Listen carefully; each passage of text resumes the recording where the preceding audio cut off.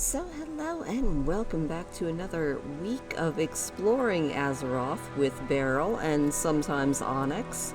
This week we're just going to roll with Beryl as we do a quick little dragonback tour of the Dread Wastes, which it seems like there's not much there, but it's one of possibly my favorite quest chains in Pandaria. Just because it's so different from everything else, because the Dread Wastes are the homeland of the Mantid, and they've been having a lot of difficulty lately because their empress was overwhelmed and possessed by the Shah of Fear, and they are kind of having a civil war. Now, the Mantid have always swarmed into mainland Pandaria, but they do it on a regular schedule, and they're actually doing it about 10 years early right now because of the influence of the Shah of Fear.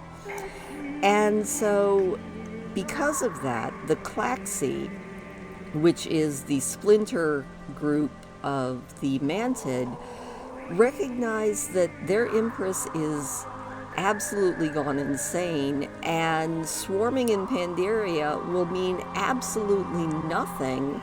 So they actually rebel against her and wake up their great heroes with the help of the Wakener, who is actually the player character.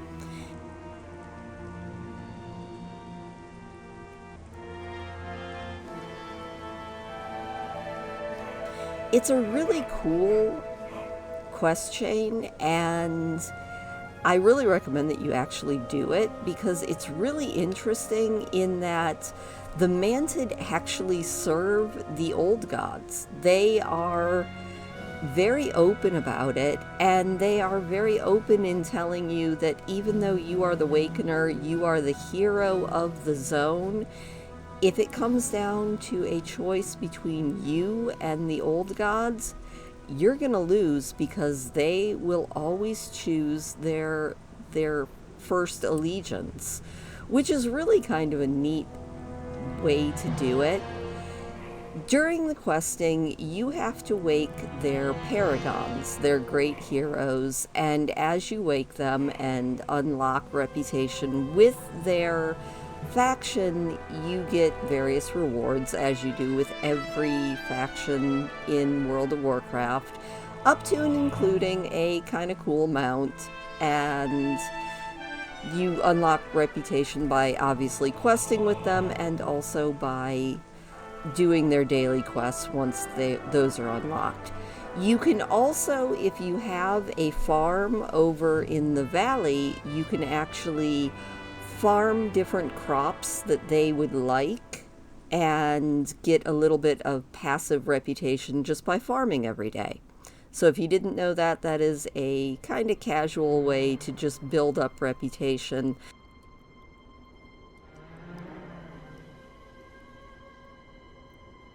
Now, as to everything else, there really isn't a lot other than the Klaxxi in the Dread Wastes, although it's a beautiful zone.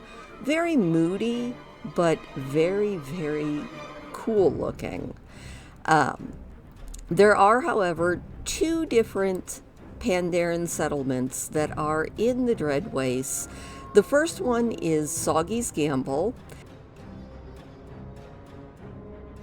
The crew of the Misthopper, which is a angler's affiliated boat, actually shipwrecked here. They are making the most of it. They are a little bit proud of the fact that they are the only anglers settlement that is out in the Dread Wastes, and they fish emperor crabs mostly.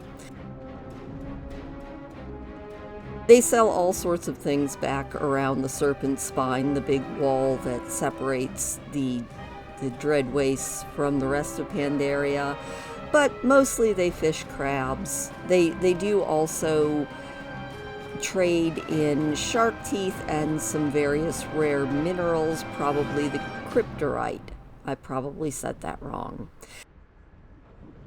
The entire area is pockmarked with little caves that usually hide the paragons, but finding them can sometimes be a little bit of a pain in the rear. It's maybe not my favorite area in Pandaria. That's always sort of a toss-up between the Valley of the Four Winds and the Jade Forest. But nonetheless, it's a very cool area of Pandaria.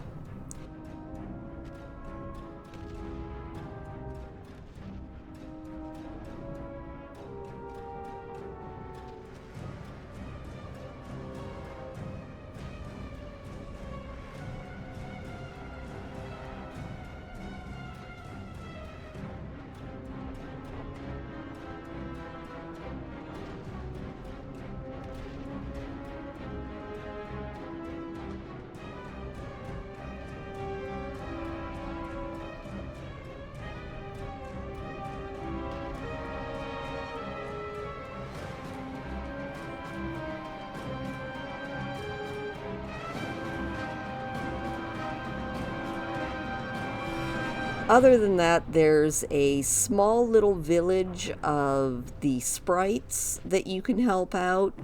There are a bunch of different rares in the area.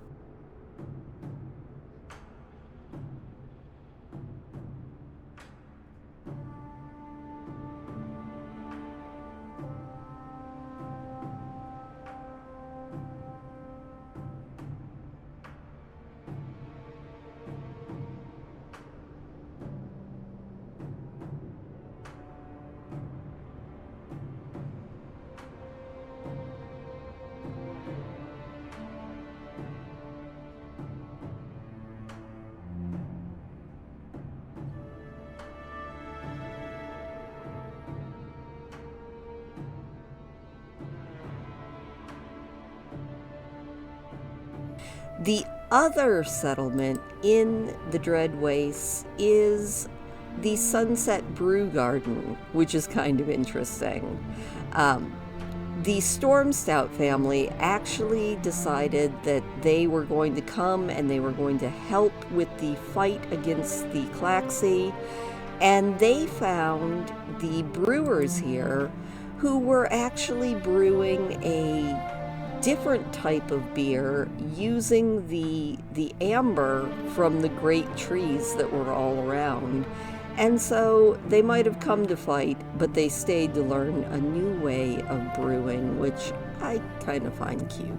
Now, next week we are going to be looking at Townlong Steps, and that one is a little bit more interesting because not only are we still dealing with the Klaxxi out there, we are also dealing with the Shah and the entire Pandaren group that is dedicated to fighting them. It's also the area where you can access the Thunder King raid, so that's always worth it because the Kirin Tor are also out there.